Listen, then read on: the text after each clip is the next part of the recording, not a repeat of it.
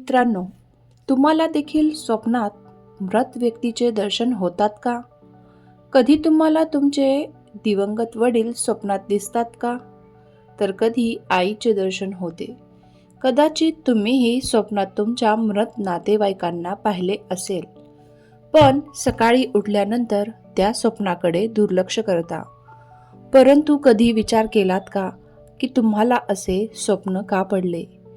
त्याचा काही अर्थ असू शकतो का? मित्रांनो, तुम्हाला माहीत आहे का की स्वप्नात मृत नातेवाईक दिसणे ही साधारण बाब नाही. यामागे एक गूढ रहस्य दडलेले असते, ज्याचा उल्लेख आपल्या पुराणांमध्ये केला गेला आहे. आजच्या या कथेतून आम्ही तुम्हाला याचे महत्त्वपूर्ण संकेताबद्दल सांगणार आहोत. त्यामुळे ही कथा पूर्णपणे ऐका, कारण अर्धवट ज्ञान कधीकधी धोकादायक ठरू शकते. तर मित्रांनो, कथा सुरू करण्यापूर्वी एक विनंती आहे की या व्हिडिओला लाईक करा आणि कमेंटमध्ये जय श्री कृष्ण लिहा. चला आता ऐकूया ती प्राचीन महान कथा, जिचे केवळ श्रवण केल्याने मेलेल्या माणसांचा, नातेवाईकांचा आपल्याला आशीर्वाद प्राप्त होतो. एकदा देवर्षी नारद यमराजांची भेट घेण्यासाठी यमलोकात गेले. यमराजांनी मोठ्या आदराने त्यांचे स्वागत केले आणि प्रणाम करत म्हणाले, हे देवर्षी, यमपुरीत तुमचे स्वागत आहे. तुमच्या दर्शनाने आज मी धन्य झालो आहे आणि तुमच्या आगमनाने यमपुरीची शोभा वाढली आहे. यमराजांच्या आदर सत्कारामुळे देवर्षी नारद अतिशय प्रसन्न झाले आणि यमराजांना प्रणाम करत म्हणाले, हे मृत्यूचे देवता यमराज, तुम्हाला माझा प्रणाम. तुमच्या आदराने मी अत्यंत आनंदित झालो आहे. त्यानंतर यमराजांनी विचारले, हे देवर्षी, आज तुमचे यमलोकात येण्याचे कारण काय आहे? नक्कीच एखाद्या महत्त्वपूर्ण कार्यासाठी किंवा संदेशासाठी तुम्ही आला असाल. कृपया मला सांगा, मी तुमची काय सेवा करू शकतो? देवर्षी नारद म्हणाले, हे धर्मराज, तुम्ही मृत्यू आणि न्यायाचे देवता आहात. तुम्ही तीनही लोकांतील सर्व जीवित आणि मृत प्राण्यांचे लेखाजोखा ठेवता. तुम्हाला संपूर्ण चराचराचा भूत आणि भविष्यकाळ ठाऊक आहे. म्हणूनच मी काही शंका घेऊन आलो आहे, ज्याचे निरसन करण्याची कृपा करा. आता यमराज म्हणतात. हे यमराज नारद मुनींना म्हणाले, हे देवर्षी, तुम्ही सत्य सांगत आहात. आम्ही तीनही लोकांतील सर्व जीवित आणि मृत प्राण्यांचा लेखाजोखा ठेवतो, पण तुमच्या मनातील विचार ओळखणे आमच्याही आवाक्यात नाही. तुम्ही तर भगवान विष्णूचे अत्यंत प्रिय भक्त आहात आणि तुम्हाला समस्त शास्त्रांचे ज्ञान आहे. तरीसुद्धा जर तुम्हाला काही जाणून घ्यायचे असेल तर मी नक्कीच तुमची मदत करेल. यमराजांनी पुढे म्हणताच, हे देवर्षी, तुमच्या मनातील कोणतीही शंका असो ती निसंकोच विचारू शकता. मी माझ्या संपूर्ण सामर्थ्यानुसार त्याची उत्तरे देण्याचा प्रयत्न करीन. नारद मुनी म्हणाले, हे यमराज, मी पृथ्वी लोकांचे भ्रमण करून आलो आहे.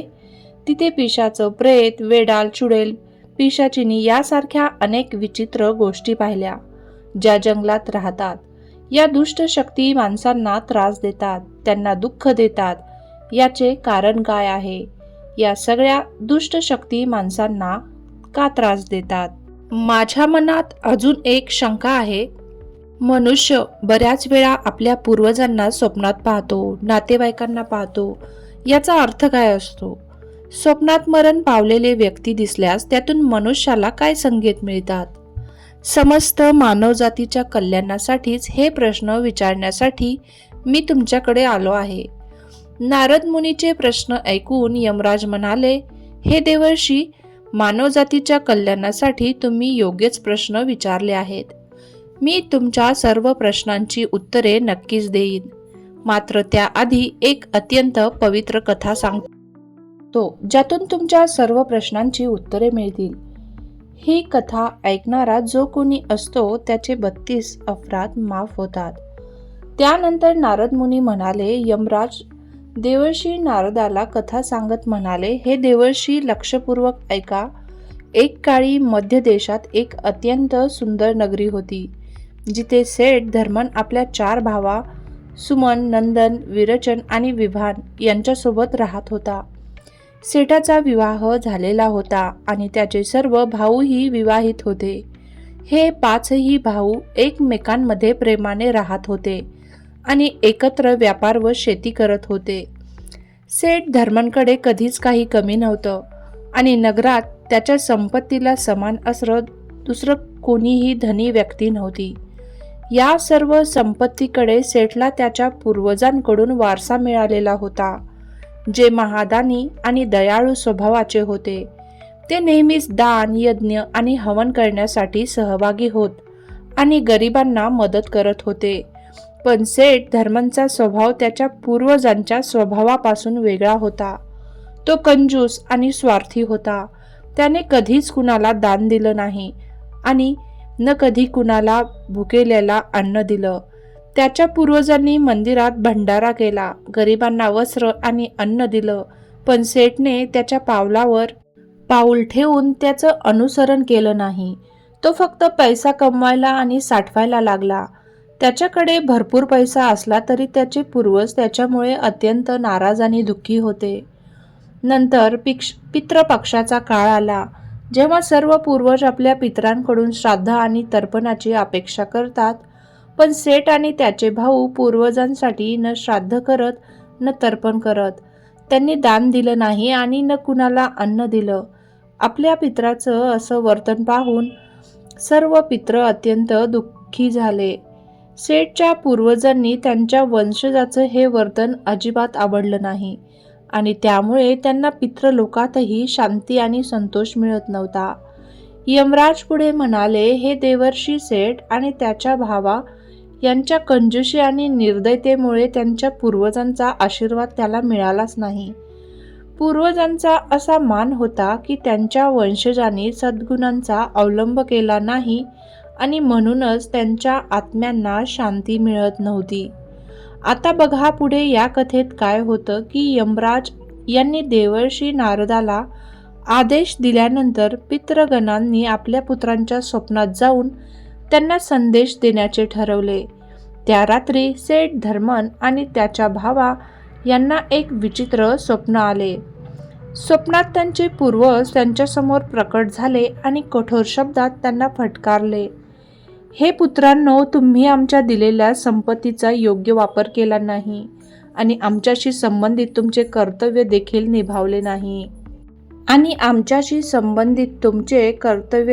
निभावले नाही. तुम्ही फक्त धन संचय करण्यातच गुंतले राहिलात आणि दानधर्मापासून दूर गेलात. तुमच्या कुकर्मामुळे आम्ही पितृलोकात शांतीने राहू शकत नाही. पूर्वजांनी चेतावणी दिली, जर तुम्ही तुमची कंजूसी आणि निर्दयता सोडली नाहीत आणि श्राद्ध, तर्पण व दानधर्माचा त्याग केला नाही तर तुम्हाला या जन्मातच कष्ट भोगावे लागतील आणि पुढील जन्मात तुमच्या आत्म्याला मुक्ती मिळणार नाही. तुमच्या पापामुळे तुम्हाला नरकात भीषण यातना भोगाव्या लागतील. आमच्यासाठी श्राद्ध, तर्पण आणि दान करणे तुमचं धर्म आणि कर्तव्य आहे. ही चेतावणी लक्षात ठेवा, अन्यथा परिणाम भयंकर असतील.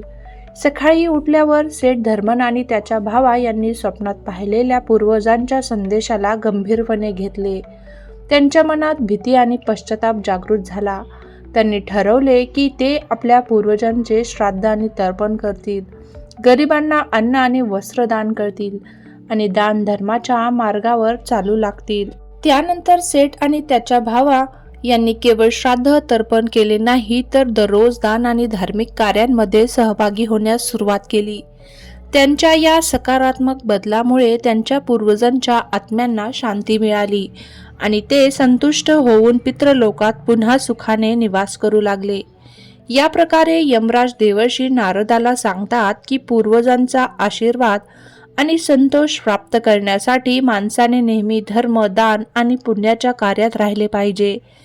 यमराजने पितृगणांच्या व्यथेला ऐकून त्यांना गाढ शांती दिली आणि म्हणाले, हे महात्म्यांनो, मी समजलो की तुमच्या पुत्रांच्या कुकर्मामुळे तुम्हाला दुःख सहन करावं लागलं, परंतु हे सत्य आहे की प्रत्येक आत्म्याला त्यांच्या कर्माचं फळ नक्कीच भोगावं लागतं.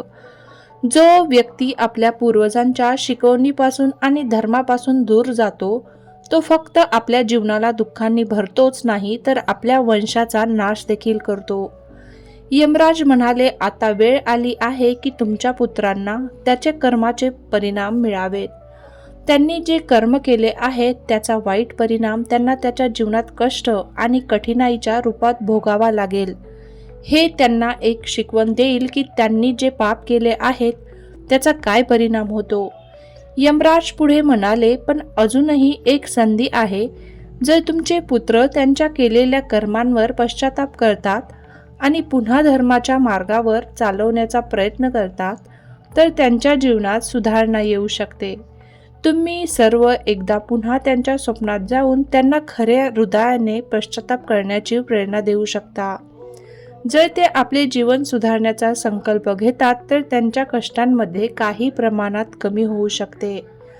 पितृगणांनी यमराजाची ही गोष्ट सहर्ष स्वागत स्वीकारली आणि त्यांना त्यांच्या पुत्रांना एक अंतिम चेतावणी देण्याचा निर्णय घेतला. त्या रात्री पितृगणांनी पुन्हा आपल्या पुत्रांच्या स्वप्नात प्रवेश केला. त्यावेळी त्यांनी गंभीर आणि कठोर आवाजात सांगितले, हे पुत्रांनो, अजूनही वेळ आहे. आपल्या कुकर्मांना सोडून धर्मदान आणि पुण्याचा मार्ग स्वीकारा. नाहीतर जी संपत्ती आणि धन तुमच्याकडे होते ते सर्व नष्ट होईल आणि तुम्हाला आयुष्यभर दरिद्रतेला सामोरे जावे लागेल. दुसऱ्या दिवशी सेठ आणि त्याच्या भावांनी स्वप्नात दिला गेलेला गंभीर संदेश समजून घेतला. ते सर्व अत्यंत भयभीत झाले आणि पश्चातापाने भरले. त्यांनी ठरवले की ते आपल्याकडील चुका सुधारतील, आपल्या पूर्वजांचा श्राद्ध तर्पण करतील, दान देतील आणि धर्माच्या मार्गावर लागतील. याप्रमाणे सेठ आणि त्याचे भाऊ त्यांच्या जीवनात सुधारणा करत पितृगणांचा आशीर्वाद प्राप्त करून त्यांच्या जीवनात सुख आणि शांतीचा अनुभव घेतला. यमराजने नारदांना ही कथा सांगताना सांगितले की धर्म, दान आणि आपल्या पूर्वजांविषयी आदर हेच जीवनातील समृद्धी आणि शांती आणतात. साधू रूपाने यमराजाची गोष्ट ऐकून सेठाची डोकी उघडते आणि तो अत्यंत पश्चातापाने भरलेला असतो. तो रडत रडत साधू यमराजाकडे क्षमा मागतो आणि म्हणतो, हे साधू महाराज, मला माझ्या चुका समजल्या आहेत. मी आपल्या पूर्वजांच्या सूचनांना दुर्लक्ष केले आणि फक्त धन आणि संपत्तीच्या मागे धावत राहिलो. कृपया मला सांगितले की माझ्या पितरांचा आशीर्वाद कसा मिळू शकतो. मला माझ्या चुकांची सुधारणा करायची आहे. यमराजने त्याला समजावले आणि सांगितले, हे पुत्र, तुम्हाला तुमच्या पितरांचा आशीर्वाद मिळवण्याचा एकच मार्ग आहे. तो म्हणजे तुम्ही सच्च्या हृदयाने पश्चाताप करा आणि आपल्या पूर्वजांच्या श्राद्ध तर्पणाची कार्यवाही करा. त्यांना संतुष्ट करण्यासाठी दान पुण्य करा आणि तुमच्या संपत्तीचा एक भाग समाजाच्या कल्याणासाठी अर्पण करा. त्याचप्रमाणे आपल्या कुटुंब आणि भावा बहिणीसोबत प्रेमाने सौहार्द राखा. सेठने यमराजची गोष्ट पूर्णपणे समजून घेतली आणि त्याने आपल्या चुकांचे प्रायश्चित्त करण्याचा संकल्प केला. त्याने आपल्या बहीण भावांना एकत्र करून आपल्या पितरांसाठी विधीपूर्वक श्राद्ध आणि तर्पण आयोजित केले आणि समाजसेवा सुरू केली. हळूहळू त्याच्या जीवनात सुधारणा होऊ लागली आणि त्याचा व्यापार परत एकदा यशस्वी होऊ लागला. अशा प्रकारे सेठाने आपल्या चुका सुधारून आपल्या पूर्वजांचा आशीर्वाद मिळाला आणि एक सच्च्या धर्माच्या मार्गावर चालण्याचा संकल्प केला. यमराज स्वर्गात परत जात असताना या कथेद्वारे ते सांगतात की पूर्वजांचा सन्मान आणि त्यांच्याप्रती कृतज्ञता ही जीवनातील सुख, शांती आणि समृद्धी प्राप्त करण्याचा मार्ग आहे. यमराजने सेठला समजावत सांगितले, हे पुत्र, जर तुम्ही स्वप्नात तुमच्या पूर्वजांना बेड्यांमध्ये बांधलेलं पाहिलं तर हे एक अत्यंत चिंताजनक संकेत आहे. याचा अर्थ असा आहे की तुमचे पितर आणि पूर्वज काही गंभीर कष्ट भोगत आहेत आणि त्यांच्यासाठी केलेल्या धार्मिक कार्यात काहीतरी कमी आहे. ही स्थिती तेव्हा निर्माण होते जेव्हा त्याच्या श्राद्ध कर्म किंवा तर्पणाचे योग्यरित्या पालन झालेले नाही आणि ते मुक्तीसाठी भटकत असतात. यमराज पुढे म्हणाले, जेव्हा मृत पूर्वजांना स्वप्नात बेड्यांमध्ये बांधलेले पाहिले जाते तेव्हा याचा अर्थ असा होतो की त्यांच्या आत्म्याचा उद्धार झालेला नाही आणि ते प्रेत योनीत आहेत, जिथे त्यांना शांती मिळत नाही. अशा संकेतांना अर्थ असा होतो की तुमच्या पूर्वजांना योग्य सन्मान नाही मिळाला आणि त्यांच्यासाठी आवश्यक धार्मिक कार्य जसे तर्पण आणि श्राद्ध कर्म योग्य प्रकारे केले गेले नाहीत. जर तुम्ही या स्थितीतून मुक्त होऊ इच्छिता तर तुम्हाला पूर्ण श्रद्धेने आणि योग्य पद्धतीने श्राद्ध कर्म करावे लागेल. तुमच्या पूर्वजांसाठी तर्पण आणि श्राद्धाचं आयोजन करा, ज्यामुळे त्यांना शांती मिळेल आणि त्यांची आत्मा मुक्त होईल. सेठने यमराजची गोष्ट समजून घेतली आणि आत्मचिंतन करू लागला. त्याने संकल्प केला की तो आपल्या पूर्वजांच्या आत्म्याची शांती मिळवण्यासाठी आवश्यक असलेली श्राद्ध आणि तर्पणाची कार्य विधीपूर्वक करेल. हळूहळू त्याच्या स्वप्नातील संकेत समजून घेतल्यामुळे त्याला त्याच्या कर्तव्याची जाणीव झाली आणि त्याने त्याची योग्य पालन केली. त्यानंतर त्याच्या जीवनात सुख, समृद्धी आणि शांती परत आली. यमराजने सेठला आशीर्वाद दिला आणि सांगितला, आता तुमच्या पूर्वजांची आत्मा शांती मिळवेल आणि तुमची स्थिती सुधारेल. तुम्ही योग्य मार्ग स्वीकारला आहे. हेच खरे जीवनाचे उद्दिष्ट आहे. अशा प्रकारे सेठने आपल्या चुका सुधारल्या आणि आपल्या पूर्वजांचा आशीर्वाद प्राप्त केला. यमराजने सेठला अजून सखोल समजावले आणि सांगितले, हे पुत्र, जर तुमच्या पूर्वजांनी स्वप्नात तुमच्या डोक्यावर हात फिरवताना तुम्हाला दिसले तर हे अत्यंत शुभ संकेत असतो. याचा अर्थ असा आहे की तुमचे पितळ तुमच्यापासून समाधानी आहेत आणि तुम्हाला त्यांचा आशीर्वाद मिळाला आहे. हा संकेत तुमच्या जीवनात येणाऱ्या चांगल्या बदलांचे प्रतीक आहे. याचा अर्थ हे देखील आहे की तुमचे पितळ तुमच्यासोबत आहेत, तुमचं रक्षण करत आहेत आणि तुमच्या सर्व कार्यांमध्ये मदत करत आहेत. जर तुमचे पूर्वज स्वप्नात तुम्ही पाहिलं की ते तुमच्याकडे हात वाढवत आहेत, तर हा संकेत आहे की तुमचे पितळ तुमच्या प्रयत्नांवर समाधानी आहेत, जे तुमच्या मेहनतीवर आणि कर्मांवर खुश आहेत आणि तुम्हाला पुढे जाण्याची प्रेरणा देत आहेत. हे तेव्हा घडतं जेव्हा तुम्ही तुमच्या पितरांसाठी योग्य श्राद्ध कर्म, तर्पण आणि पिंडदान करता, ज्यामुळे त्यांच्या आत्म्यांना शांती मिळते. यमराज पुढे म्हणाले, जर तुम्ही स्वप्नात तुमचे पूर्वज पाहिले की तुमच्या डोक्यावर हात फिरवत आहेत किंवा तुमच्याकडे आशीर्वादाचा हात वाढवत आहेत, तर समजा तुमच्या जीवनात मोठ्या आनंदाचे आगमन निश्चित आहे. हा संकेत आहे की तुमच्या पितरांची आत्मा समाधानी आहे आणि त्यांच्या आशीर्वादामुळे तुमच्या जीवनात सौम्यतेचा आणि सौभाग्याचा संचार होत आहे. सेठने यमराजचे शब्द काळजीपूर्वक ऐकले आणि समजून घेतले. त्यांनी ठरवलं की आता आपल्या पितरांसाठी आवश्यक कार्य श्रद्धेने आणि समर्पणाने करेल, ज्यामुळे त्यांना शांती मिळेल आणि त्यांच्या आशीर्वादाने त्यांचं जीवन आणखी उज्ज्वल होईल. यमराजने हसत सांगितले, जर स्वप्नात तुमचे पूर्वज स्वस्थ, प्रसन्न आणि तेजस्वी दिसले तर हे अत्यंत शुभ संकेत आहे. याचा अर्थ आहे की तुमच्या पितरांना मुक्ती मिळाली आहे आणि ते आता शांतीत आहेत. हा संकेत दर्शवतो की तुम्ही त्यांना योग्य श्रद्धा, श्राद्ध कर्म आणि तर्पण प्रदान केले आहे, ज्यामुळे त्यांच्या आत्म्यांना शांती मिळाली आणि आता ते उन्नतीच्या मार्गावर आहेत. हे संकेत दर्शवते की तुम्ही तुमच्या कर्मांमध्ये योग्य मार्गांवर आहात आणि तुमचे पितळ तुमच्यासोबत आहेत. तुमच्या जीवनाच्या सर्व आव्हानांमधून तुम्हाला मार्गदर्शन करत आहेत. जेव्हा तुमचे पूर्वज प्रसन्न आणि तेजस्वी दिसतात, तेव्हा समजा की तुमच्या जीवनातील सर्व अडचणी सोप्या होणार आहेत आणि तुम्ही यशाच्या दिशेने वाटचाल कराल.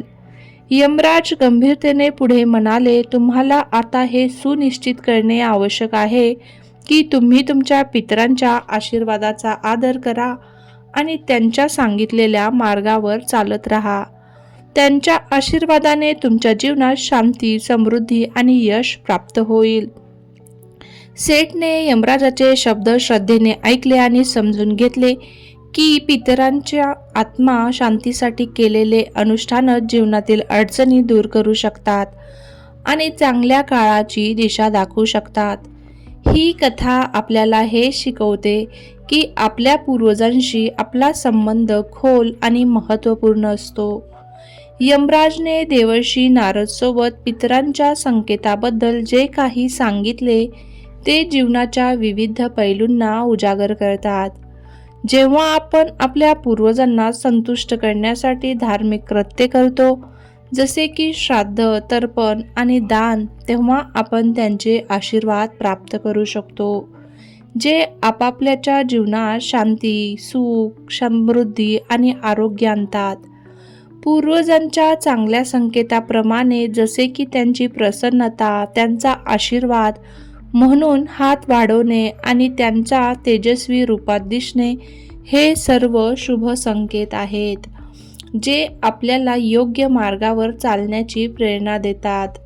त्याचप्रमाणे जेव्हा पूर्वजांकडून अशुभ संकेत मिळतात, जसे की दुःखी असतात किंवा विकृत रूपात दिसतात, तेव्हा हे संकेत आहेत की आपल्याला काहीतरी सुधारणा करणे आवश्यक आहेत आणि आपल्या कर्मांची पुनरावलोकन करणे आवश्यक आहे.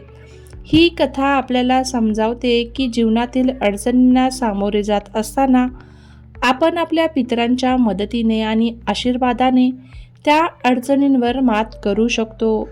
जर आपण योग्य मार्गावर चाललो आणि आपल्या पितरांच्या इच्छांचा आदर केला, तर आपल्या जीवनात यश आणि आनंद नक्कीच येईल. मित्रांनो, ही कथा होती स्वप्नात मृत व्यक्तीचे दर्शन होते तेव्हाची. मित्रांनो, तुम्हीही कमेंट बॉक्समध्ये तुमचे विचार नक्की शेअर करा आणि कमेंटमध्ये नक्की सांगा की तुम्हाला स्वप्नामध्ये काय दिसते. ही कथा तुम्हाला आवडली असेल तर या कथेबद्दल तुमचे विचार कमेंट बॉक्समध्ये नक्की शेअर करा आणि माझ्या चॅनलला म्हणजे यू थिंक चॅनलला लाईक आणि सबस्क्राईब करायचं विसरू नका.